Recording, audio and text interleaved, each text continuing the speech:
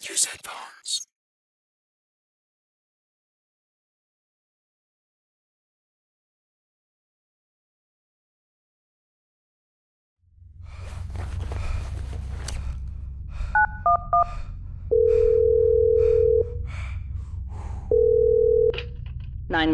What's your emergency? I'd like to report a crime. Tell me where you are and what's going on. I think there's been a murder.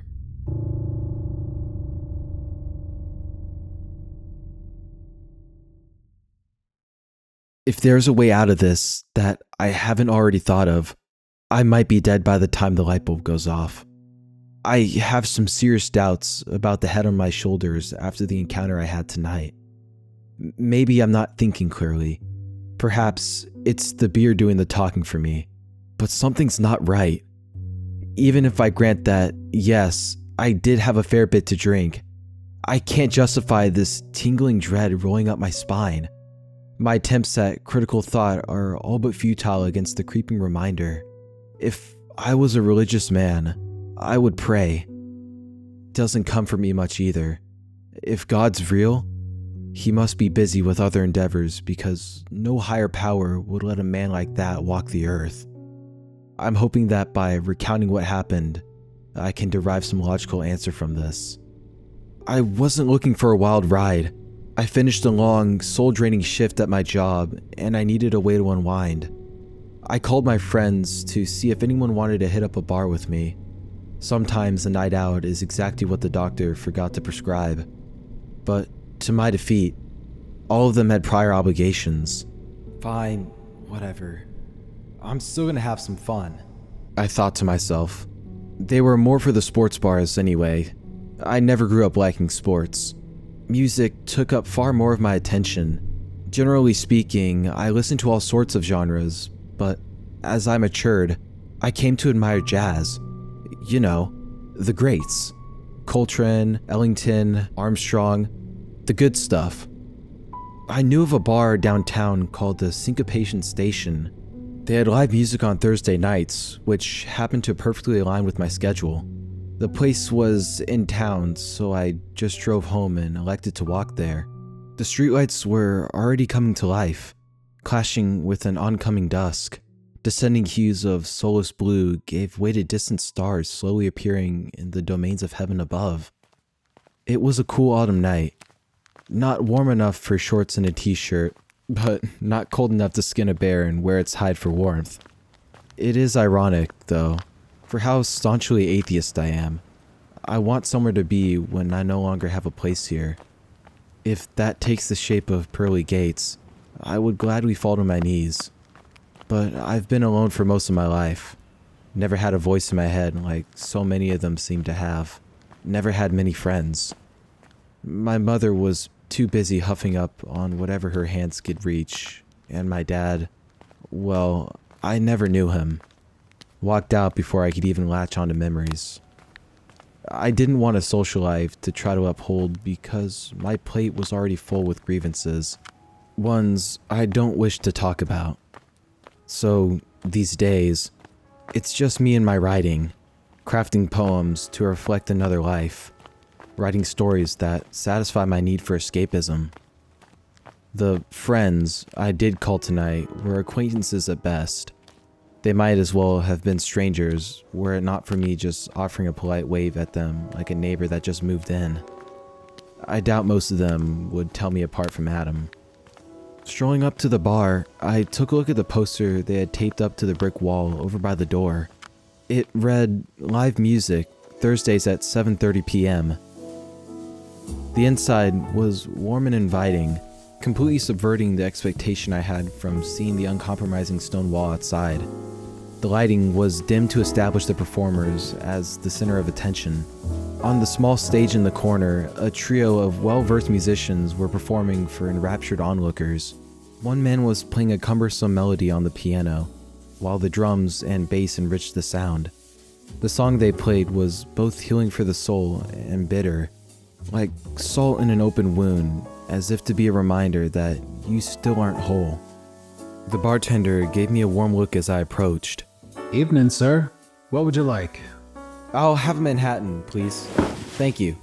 I took a seat and patiently waited for my beverage to be served, turning on my stool to appreciate the way the piano wept and how the bass murmured as if to soothe the melody of the keys.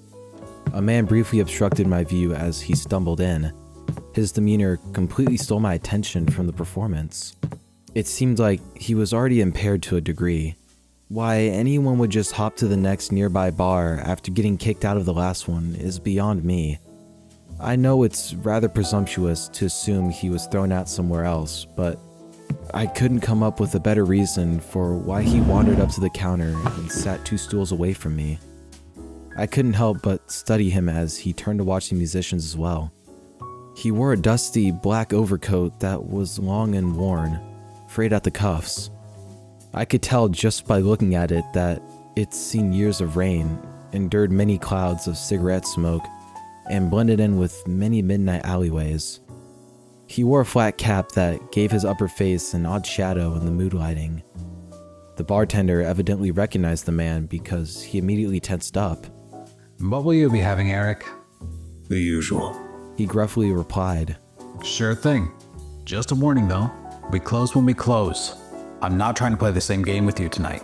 Keep an eye on the clock, and when we tell you to leave, that's your cue. Yeah, whatever, man. Just pour me a goddamn drink. He growled at the bartender. The man pulled a bottle of whiskey off a shelf and poured him a glass. At this point, I had completely forgotten what I was there for. More than anything, I was curious about this belligerent honey badger of a man completely ruining the vibe. I mean, fuck's sake, read the room, pal. You look like you have something you want to say to me. Eric said, not even bothering to meet my gaze.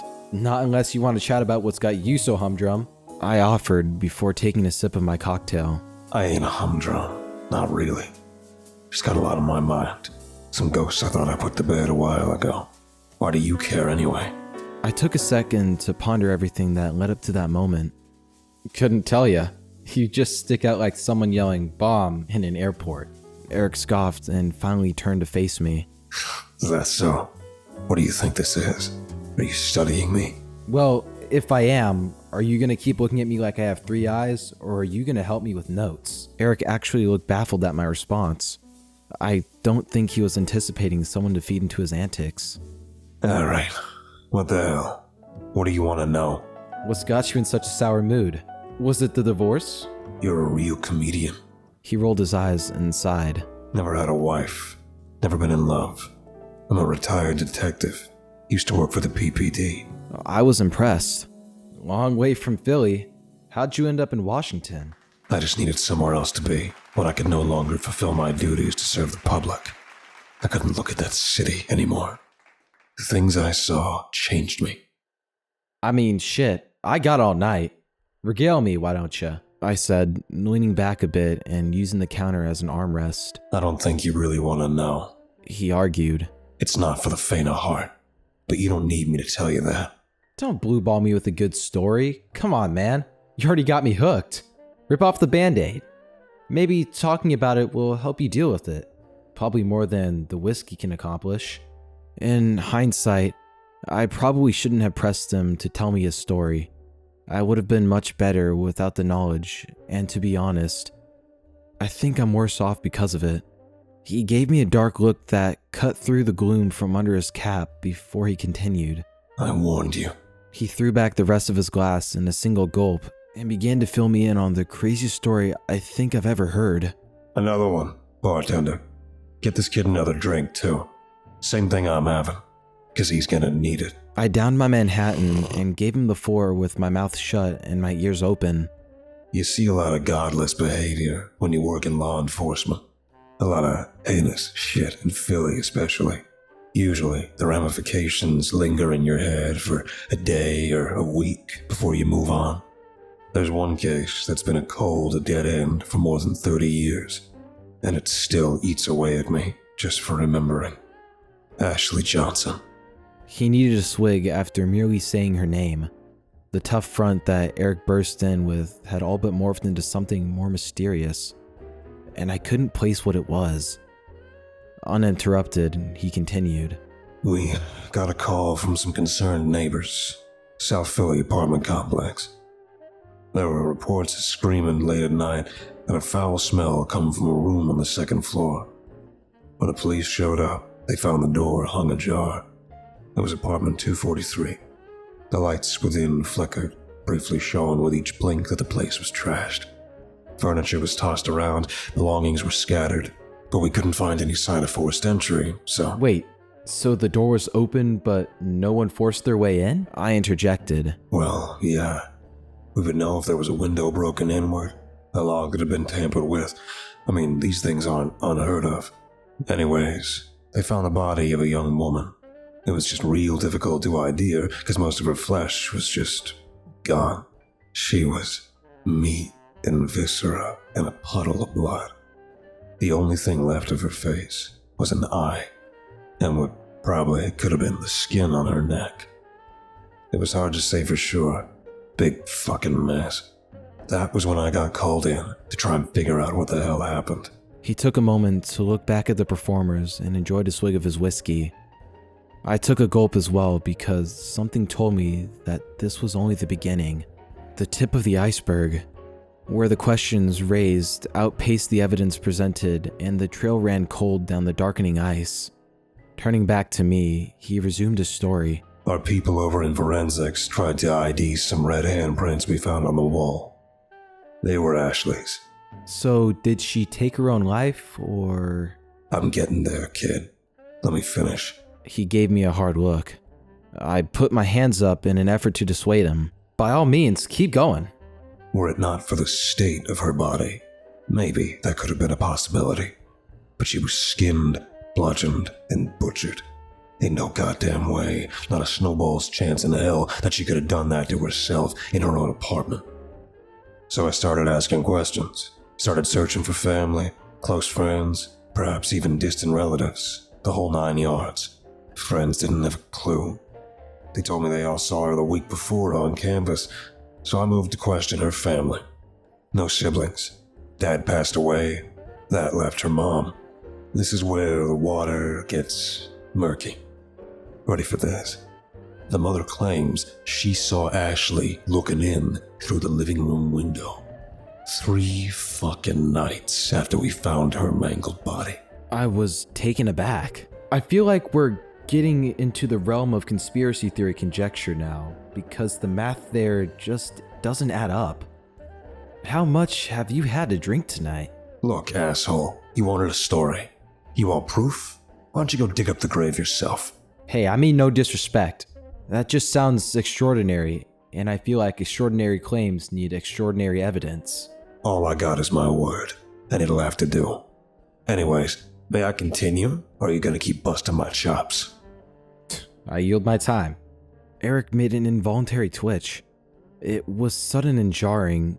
I think for a moment I had genuine concerns for his health, but perhaps it was just a nervous tic or something. I could have been giving this compromised individual a hard time for no reason. He coughed something fierce before continuing. We called bullshit too. Well, not verbatim, but you asked for permission to see phone records. They said they could prove that their daughter was still alive. There were text conversations, phone calls, voicemails, and sure, that alone would have left us scratching our heads, but that's not the worst part. The messages didn't feel natural at all. It's difficult to read emotions through text, sure, but she kept throwing around odd phrases and sending pictures of dark woods. She'd say things like, "I am your daughter," and "My bones are so cold," in between her mother's questions. The pictures were far from comforting as well. It was really hard to make out, but you could make out a silhouette in the tree line. Maybe the person was wearing antlers on their head. Maybe it was branches. But it was some strange shit. When did you say this happened again? I asked, discovering something odd about his statement. About 15 years ago. He responded. The camera quality was grainy, but still clear enough in the darkness to see the guy standing there. I wasn't doubting the capabilities of the technology, just making sure I heard you right. His answer was weirdly defensive, as if he thought he needed to justify a lie or something. Nothing smelled right about the circumstances he was giving me, but I let him continue. So, at that point, what we had was not merely a homicide, but a grander mystery that needed to be addressed. Couple of problems, though. We didn't have a definitive time of death due to conflicting evidence, nor did we have anything resembling a suspect. Just he said, she said between a couple of college students and a ghost. At some point, we got a hold of her brother, who may have had some insight on her state of mind. There, he did it again. Each puzzle piece was furthering the decay of his story. Didn't you say... Shut up. You want a story or not? He practically spat in a fury. He gave another involuntary spasm, and I noticed his sudden outburst had a nearby patron giving him an odd look. Her brother told us that she suffered from anxiety and depression. At one point in their childhood, she tried to run away from home, so she didn't have a straight head on her shoulders to begin with. I slowly pulled my phone out of my pocket while he went on. We looked into the photos some more and found more images of the silhouette with the antlers. I did some digging online, and I found legends from the old Native American tribes. Freaky shit. They called it a Wendigo, a cannibalistic spirit born of wrath. Hey, what are you doing on your phone? Oh, just texting my friend back. He wanted to hang out, but I have to let him know we can't do it tonight. I said. Fair enough. He replied unenthusiastically. Except that wasn't true at all. I started doing my own research to either verify or dismiss my growing suspicions. Looking up Ashley Johnson brought little results. Just a few people that might have shared her name. Close mismatches, but nothing tying her name to any kind of homicide case.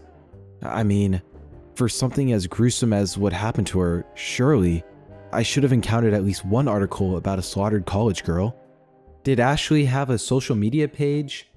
Surely that could have given you some understanding of her life. Yeah, she even had a sizable following too, but the page didn't contain anything remarkable. Just some mirror pics, photo dumps from her travels, typical stuff you might find. Searching for Ashley Johnson on Facebook, Instagram, or even Twitter yielded no results. Only people with similar names. None of them were from Philly either. If it really did happen 15 years ago, and there was a big chunk of people that knew her, there had to have been something that left a trace. That's when I decided to shift gears and investigate this detective, if he really ever was one. Since I only had his first name and knew nothing else about him, I just typed Eric Detective PPD. The first result was an article from a local news station. The man's full name was Eric Emanuel. Evidently, he was a decorated enforcer of the law in his jurisdiction. There was but one glaring issue, however. My blood ran cold as I read the words. Eric had gone missing in 2005. Investigators had reason to believe foul play was involved, especially since blood spatter was found in his home and he left belongings such as his phone and the keys to his car, which was also still parked at the driveway when his absence was noticed. So, if Eric Emanuel had disappeared around 20 years ago under shady circumstances, who exactly sat across from me? I put my phone back in my pocket and studied him more carefully. He watched the trio of performers, but even gazing at his side profile, I could see that he was sweating profusely. Noticing this, I pointed it out to him just to see what his answer would be. Dude, are you good? You look like you've just run a marathon. Isn't it rather hot in here? I kept my gaze firmly on him, not sure if he was getting ready to hit me with another dose of sarcasm. No, it's not. It's actually relatively cool. I tilted my head at him, primal instincts sounding alarm bells. Who are you? His head whipped around to face me. His eyes were starting to go bloodshot as he angrily replied. What kind of fucking question is that? Who am I? Your mother's boyfriend, pal. What do you want me to say? His body made another random twitch, this time followed by a subtle cracking sound. Your name isn't Eric, you aren't a detective, and you aren't from Philly. Who the fuck are you? Eric let out an uncomfortable chuckle before downing the rest of his whiskey. After finishing it, he promptly smashed it against the counter. By that point, everything around them was abruptly halted. Chatter was interrupted by his behavior. Even the musicians stopped playing to stare at Eric as he licked the blood from the fresh cut in his hand. Who do you think you are? Interrogating me? What about for a drink? First you said the case was over 30 years old, then you told me 15. That doesn't make a lick of sense. You also told me she didn't have any siblings. Then you said you spoke to her brother. There's no mention of her at all in the news from any point in time. On the other hand, Erica Manuel has been missing for 20 years. I will ask you one more goddamn time. Who are you? You keep asking me who I am. Wrong question. What you should be wondering is how many have been. What? What the hell are you talking about? Kid, sometimes the dead don't stay where you put them. And sometimes the thing wearing their skin doesn't like being called out. Every hair on my body stood on end as the so-called man stared daggers at me. Every fiber of my being commanded me to run. The level of fear I felt practically made my heart beat out of my ribcage. Barkeep, the tab. Now, my business here is done. Before the bartender could even give him the bill, the man took out a random wad of dollars and coins and tossed it behind the counter. You should have seen the look on her face before I made it my own. More snapping sounds emanated from his body as he stumbled out the front door into the night. The ambience of the bar didn't return. Everyone was left looking around at each other, wondering what just happened. I couldn't walk home after that because who's to say he wouldn't be waiting around some corner out there? And God knows what he would have done if he was given the opportunity. So I called an Uber instead. Usually I wouldn't bother, but I couldn't shake the feeling that something still awaited me.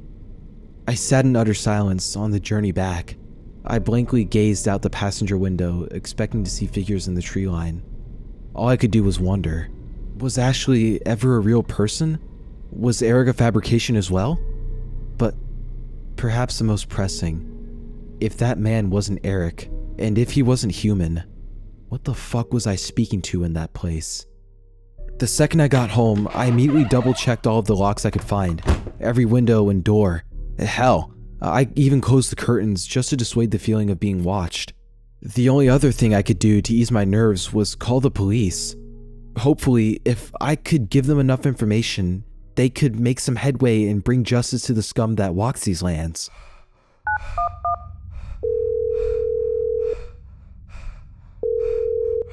"911, what's your emergency?" I'd like to report a crime. Tell me where you are and what's going on. I think there's been a murder. I don't know how, and I'm not even sure where, but I have reason to believe I came into contact with a serial killer. We're sending an officer to your address now, and he's going to ask you questions for clarification. He'll arrive in about 15 minutes, but until then, stay on the line with me, okay? Yeah, I will. Thank you so much. I appreciate you. Not 5 minutes had gone by when 3 loud knocks shook the front door. There were no flashing lights visible from behind those blinds. I hadn't even heard a car pull up into my driveway. Is that the officer? There was silence on the line before the 911 operator answered. Our squad car is still 10 minutes away. Then who's at my door? A distorted voice called out from the front porch. Police, open up now. Sir, whatever you do, do not open that door. Tiptoeing to the window facing the front yard, I peeked through a slit in the blinds to try to see who was out there. Outside, there was no parked car that would indicate the presence of an officer. When I turned my gaze to get a vantage point of the porch, my breath caught in my throat from the primordial terror bubbling up from my stomach. There was a man in a police uniform covered in blood, swaying in place, glaring at my front door. His proportions were all wrong. His arms were too long for his body. His legs were cracked and bent backwards. And adoring his elongated skull were bony white antlers. I fell onto my ass in fright when its head snapped directly to look at me with empty sockets. The flesh had all but slid off to reveal the skull of a deer, a ravenous spirit pretending to be a man. Sir, are you still there? No. Please, tell them to get here fast. I'm scared. A violent, scratching sound started coming from the front door as the creature grew impatient. Eventually, it started ramming its body against it, damn near splintering the frame. I'm still waiting for something to happen. The operator won't say anything to me anymore, and the relentless pounding has finally ceased. But there are no sirens. No one is coming to save me, and that thing may very well still be out there. It's hard to know for sure, but I'm cowering in fear, avoiding even looking at the windows in case I accidentally see its silhouette lurking around the perimeter. I might pass out from trying to hold my breath. I can't let it hear me. But it's getting harder to stave off the scream rising in my throat because everything is quiet now. God is silent, and his abomination awaits me in death. Oh, shit! Sir, are you still there? No. No, please! Ah! Ah!